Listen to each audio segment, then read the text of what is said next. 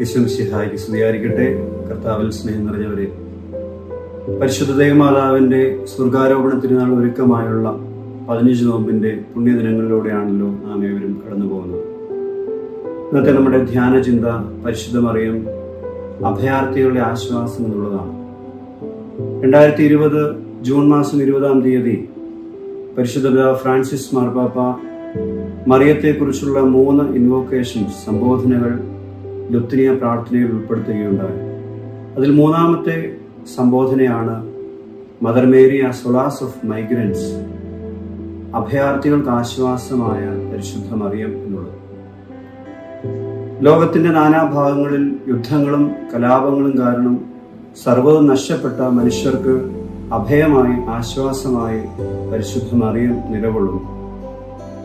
Francis മാർപ്പാപ്പ ഈ ഒരു സംബോധന നൽകിക്കൊണ്ട് പരിശുദ്ധ മറിയത്തെ വിശേഷിപ്പിക്കുമ്പോൾ അതിന്റെ പിന്നിൽ ഒരു കാരണമുണ്ട്. അതായത്, ഈ ലോകത്തിൽ പരദേശിയായി ജീവിക്കാൻ വിളിക്കപ്പെട്ടവളാണ് മറിയം എന്നുള്ളത് തന്നെയാണ്. ദൈവത്തിന്റെ പദ്ധതി അനുസരിച്ച് ഉണ്ണിമിശിഹായെയും പേറി യൗസേപ്പിനോടൊപ്പം ഈജിപ്തിലേക്ക് പലായനം ചെയ്തവളാണ് മറിയം. സ്വന്തം ദേശവും സ്വന്തം ബന്ധങ്ങളും നഷ്ടപ്പെട്ട് മറ്റൊരു ദേശത്തേക്ക് പറിച്ചു നടപ്പെട്ടവൾ. എന്നാൽ വേദനകൾക്ക് നടുവിലും ഇതെല്ലാം ദൈവത്തിന്റെ ഹിതമാണ് എന്ന് തിരിച്ചറിയാൻ മറിയത്തിന് സാധിച്ചു എന്നുള്ളതാണ് അവളുടെ പ്രത്യേകത. എല്ലാം നഷ്ടമായ മനുഷ്യരുടെ അവസാനത്തെ അത്താണി ദൈവമാണ് എന്ന് തിരിച്ചറിയവൾ.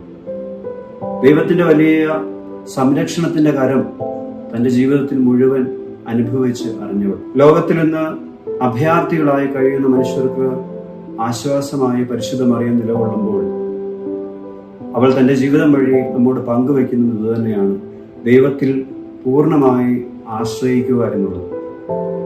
ഒരർത്ഥത്തിൽ ചിന്തിച്ചു കഴിഞ്ഞാൽ നമ്മളെല്ലാവരും ഈ ലോകത്തിൽ പരദേശികളായി കഴിയാൻ വിളിക്കപ്പെട്ടവരാണല്ലോ. കോറിന്തോസുകാർക്ക് എഴുതിയ 2-ാം ലേഖനം 5-ാം അധ്യായം 1-ാം വാക്യത്തിൽ പൗലോസ്ലീഹ ഇപ്രകാരം പറയുന്നുണ്ട്: ഞങ്ങൾ വസിക്കുന്ന ഭൗമിക ഭവനം നശിച്ചു പോകുമെങ്കിലും കരങ്ങളാൽ നിർമ്മിതമല്ലാത്തതും ശാശ്വതവും ദൈവത്തിൽ നിന്നുള്ളതുമായ സ്വർഗീയ ഭവനം ഞങ്ങൾക്കുണ്ട് എന്ന് ഞങ്ങൾ അറിയുന്നു. കർത്താവിൽ പ്രിയമുള്ളവരെ, ഈ ലോകത്തിലായിരിക്കുന്ന നാം എല്ലാം പരദേശികളാണെന്ന് പൗലോസ്ലീഹയെ ഓർമ്മിപ്പിക്കുമ്പോൾ മനുഷ്യരാശിക്ക് മുഴുവൻ അഭയമായി ആശ്വാസമായി പരിശുദ്ധ മറിയം നിലകൊള്ളുന്നു. 15 നോമ്പിലൂടെ കടന്നു പോകുന്ന ഈ പുണ്യദിനങ്ങളിൽ ലോകത്തിലായിരിക്കുന്ന എല്ലാ അഭയാർത്ഥികളായ മനുഷ്യരെയും പരിശുദ്ധ അമ്മയുടെ മധ്യസ്ഥതയിൽ സമർപ്പിച്ച് നമുക്ക് പ്രാർത്ഥിക്കാം. ആഗതമാകുന്ന സ്വർഗാരോപണ പെരുന്നാളിന്റെ എല്ലാ മംഗളങ്ങളും ഹൃദയപൂർവ്വം ആശംസിക്കുന്നു.